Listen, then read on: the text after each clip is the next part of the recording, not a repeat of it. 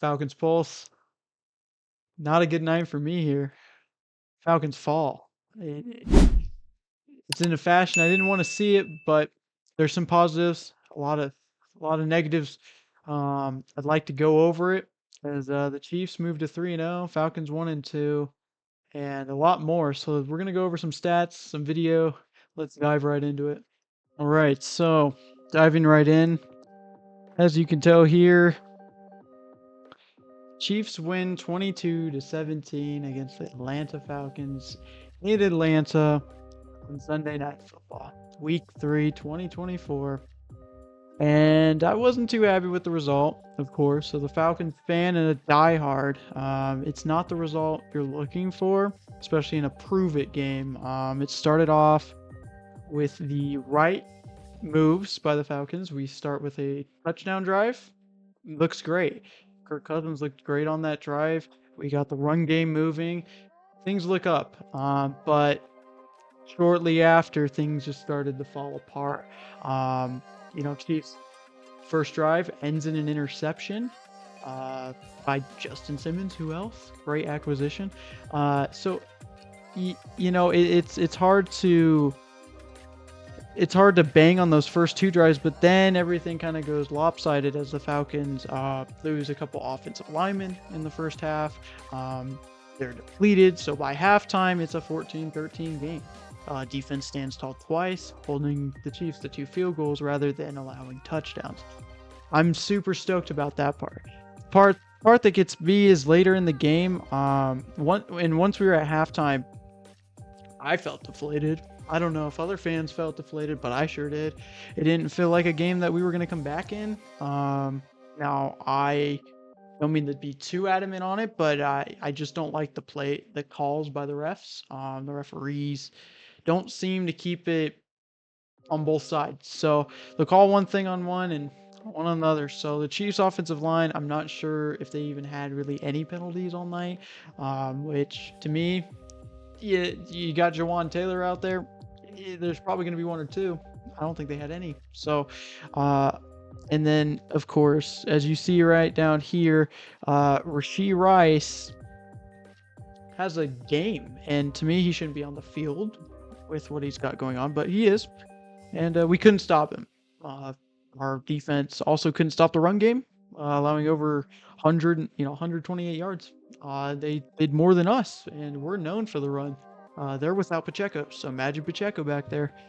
So it was not what you were looking for from Atlanta, but they kept themselves in the ball game.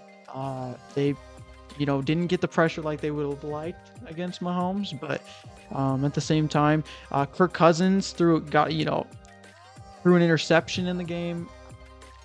Tough look there, especially it was right before half. But we held him to 3, so I wasn't too mad at the damage. On the other side, Patrick Mahomes throwing 39 times, doing what he normally does. Nothing incredible though on his end. It really came down to the fourth quarter when the Falcons finally get going in the second half, and it's a good time. They're down 22-17, and then we have the notorious no call.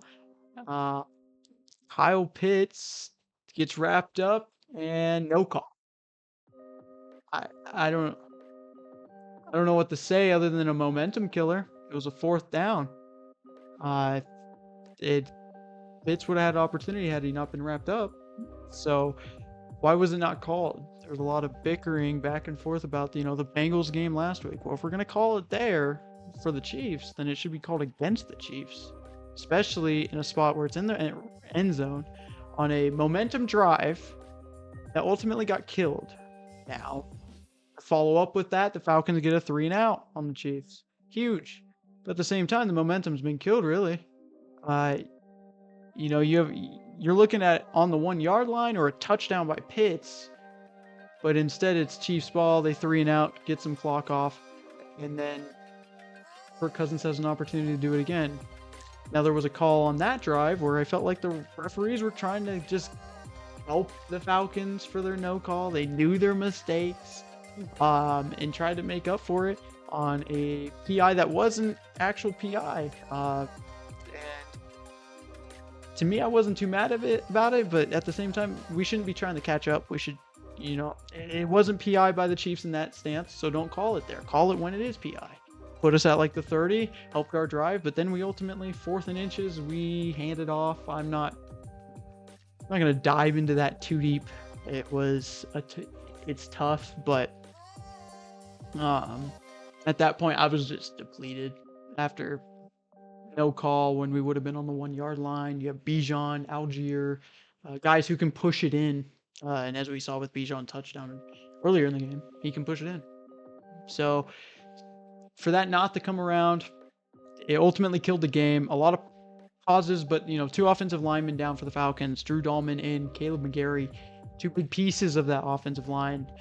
They were out for the game, and we'll see what that gets diagnosed. It's not going to be favorable if we don't have them against the Saints and then a short week against the Bucks.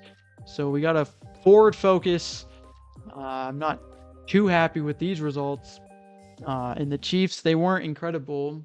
They just stopped the run really well. Other than that, Kirk did well. He had the pick, but it was really, he was under pressure and it was tipped. Nothing to really notably talk about for the Chiefs other than, dink and dunks all game. Rashee Rice did have one play where I think it was a 15, 20-yard throw. That was the probably longest pass they had. Past that, it was really just Falcons lost it, but they also didn't get the call that they needed, which would have been fair, but ultimately, I'm not sure what to say other than we got to bounce back.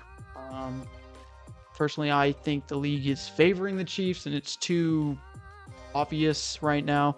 It's a lot of emotion driving that statement. I hate to say that, but it, as a diehard, you just don't want to see your team lose off of a no call. So let me know what your guys' thoughts are.